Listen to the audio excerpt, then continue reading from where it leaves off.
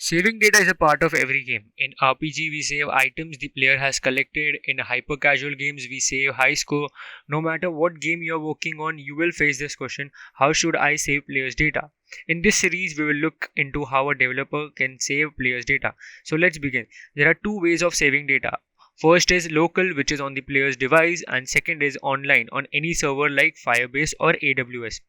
We will start with local saving system. We will grow from the easy, which is beginner friendly, to advanced. In local saving system, you can save data in three ways: player prefs, JSON file, and a binary file. Let's start with player prefs. This is the most easiest method of three and the most unsecure way of saving. These files can be easily edited in a text editor.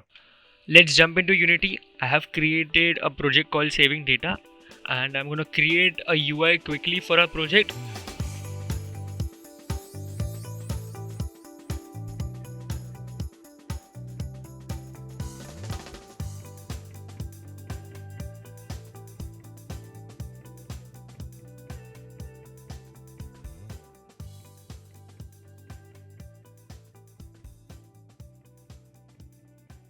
So I'm going to quickly create a folder for scripts, and inside scripts I'm going to create a C# class named global values, and let's go into Visual Studio. Now inside Visual Studio we don't need any Unity function, so let's remove mono behavior and let's create this as a static class, and this is going to be the placeholder for all the player pref keys.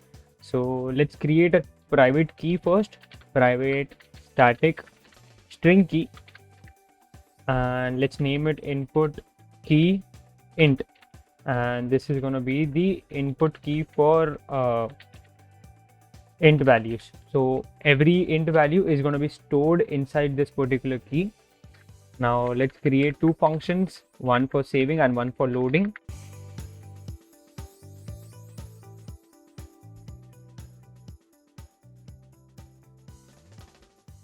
So I have created a saving int values function, and this is going to take one int parameter, and that parameter is going to be stored inside the int key. Now let's quickly create a loading function as well, and I'm going to explain how the loading function has been created.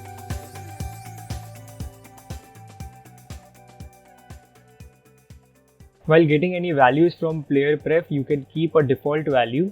You have two parameters, a key which is important and a default value which is optional. We need the load function to return us an int value, so we have to change the function from a void function to an int function. We need a script to interact with Unity editor, so let's create a UI interaction script. Let's take two values. One is going to be a public. Let's first import TMP Pro, and we are going to take TMP input field,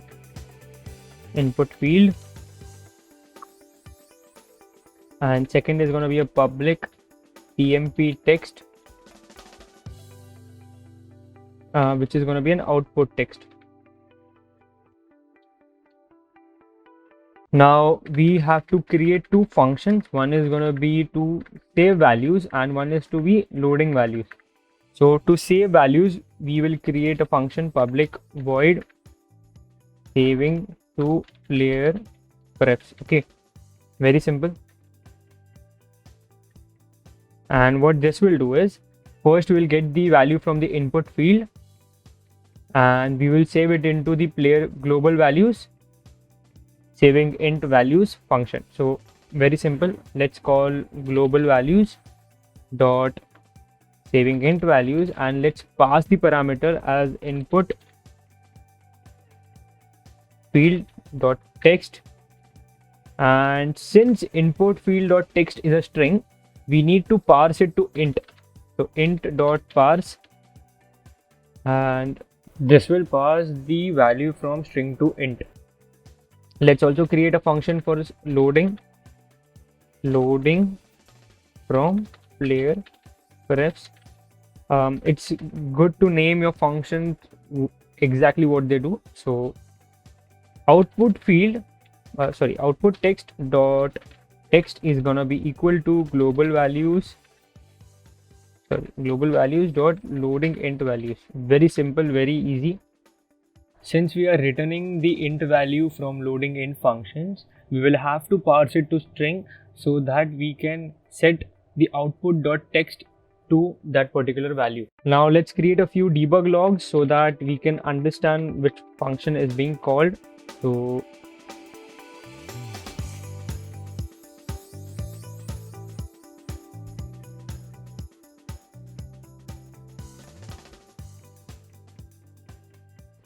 let's go into Unity and let's attach this to the on button click listener. So first we need to create a game object for UI interaction. So UI interaction, and let's just add this script and take two. One is going to be the input text field and second is going to be a text, normal text. And inside the save button, let's attach this UI interaction game object and call the saving to player prefs. And in the load, let's do the same, but we will call the loading from player prefs. Now when I play the game and when I pass a int value 35 and when I save, the saving is going to be called and the value is going to be saved. And if I stop the Unity editor and play it again, and if I just load, I will get the 35 as an output. So this is the easiest way of getting player prefs running. Now you can do a lot with player prefs. I'm going to create functions for load and string as well. The whole structure for calling player pref function is same. So I'm going to quickly create that.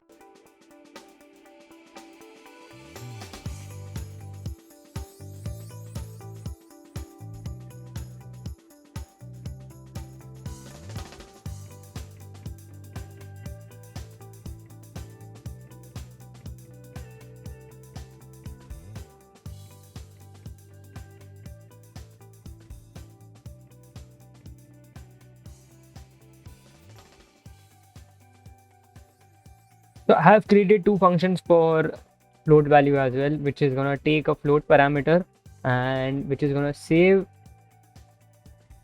And in the loading float values, I'm going to call the get float and going to pass the key, and we will also keep a default value here. So I'm going to show now what happens when I call the default value. Inside the UI interaction, let's comment out this line and let's call this function global values dot saving float values input field dot text. Now since the input field dot text is going to return us a string, let's pass it to a float value. And in the loading from player prefs, let's comment out this line and add a line global values. Output text dot text is equals to global values dot loading float values. And since this is returning as a float, let's pass it to a string. And let's go into Unity editor, and when I run the game, when I play the game, and when I call the load function first, you will see that I have a default value assigned to me which I have never used. Okay, so let's save something, 355, let's save and then let's load. Now let's quickly create two functions for a saving and loading string value.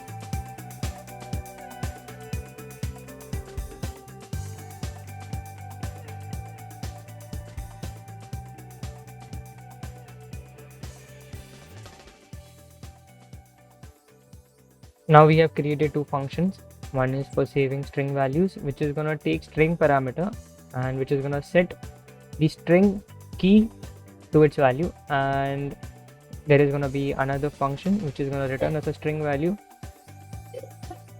And inside the UI interaction, let's comment out this line and add a global values dot saving to string values, and let's pass the input text field the text. Now since the parameter is a text, we won't have to parse it. Let's change it into the load function as well. Let's do output text dot text is equals to global values dot loading from string values. Since this is returning us a string, we don't have to parse it. Let's quickly go into Unity and let's play. And when I directly load, I will get some default value, but if I save something and when I load, I get that value. So this is the easiest way of getting player prefs running. Now there are a few extra functions that we have. I'm gonna take a look at those as well. Delete all is used to delete all the values for all the keys present in a project. Since we have 3 keys in our project, all the values for those 3 keys will be deleted. This is a very permanent action, so use this very wisely. We have a very similar function delete key, which will delete the value for any particular key in the project. This is also a permanent action, so use this very wisely. We have another important function, playerprefs.save. This is a manual way of forcing player prefs to save that particular value at that particular moment. In this video, we took a look at everything that player pref had to offer us. In the next video, we will take a look at how to save data in a JSON file. If you find this video helpful, leave a like and let me know in the comments below, and don't forget to subscribe.